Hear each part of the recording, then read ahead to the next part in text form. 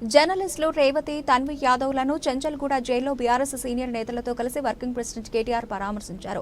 ఈ సందర్భంగా కేటీఆర్ మాట్లాడుతూ కాంగ్రెస్ చెప్పిన ఇంద్రమ రాజ్యం అంటే ప్రజలంతా అదేదో సంక్షేమ రాజ్యం అని భ్రమపడ్డారని, కేసీఆర్ కంటే ఎక్కువ సంక్షేమ పథకాలు కాంగ్రెస్ ప్రభుత్వం అమలు చేస్తుందేమో అన్న అపోహపడ్డారని ఎద్దేవా చేశారు. కానీ ఇవాళ రేవంత్ రెడ్డి ప్రభుత్వ వ్యవహార శైలిని చూస్తూ ఉంటే ఇంద్రమ రాజ్యం అంటే ఎమర్జెన్సీ రోజులను గుర్తు తెచ్చేలా ఉందని విమర్శించారు. ఆడబిడ్డలను అక్రమ కేసులతో జైల్లో వేయడమే ఇంద్రమ రాజ్యమా?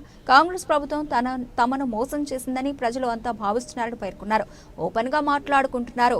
420 హామీలనిచ్చి తమని మోసం చేసి కాంగ్రెస్ గద్దెనెక్కిందని ప్రజలు తమ ఆక్రోశాన్ని వెలిబుచ్చుతున్నారని కేటీఆర్ తెలిపారు. జనం తిడితే, జనం ఆక్రోశిస్తే, జనం గట్టిగా మాట్లాడితే జర్నలిస్టులను జైల్లో పెడతారా?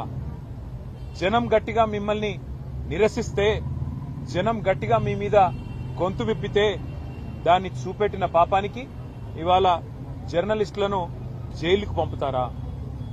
ఒకరు ఇద్దరు కాదు. ఇప్పటికీ రేవంత్ రెడ్డి గారి ప్రభుత్వం వచ్చిన తర్వాత ఈ రాష్ట్రంలో ఒకరిద్దరు కాదు, సిద్దిరెడ్డి శ్రీనివాసరెడ్డి, గౌతమ్ పోతగోని, ఆకుల శ్రీనివాసరెడ్డి, శంకర్ గౌడ్, యారా రంజిత్ రెడ్డి, రాజ్ కుమార్ నాయక్, సరితా యాదవ్, విజయారెడ్డి, రేవతి, తన్వి యాదవ్, శివారెడ్డి. అయితే వీళ్ళ మీద దాడులన్నా జరిగినాయి, లేదా వీళ్ళందరినీ కూడా జైలుకి పంపించారు.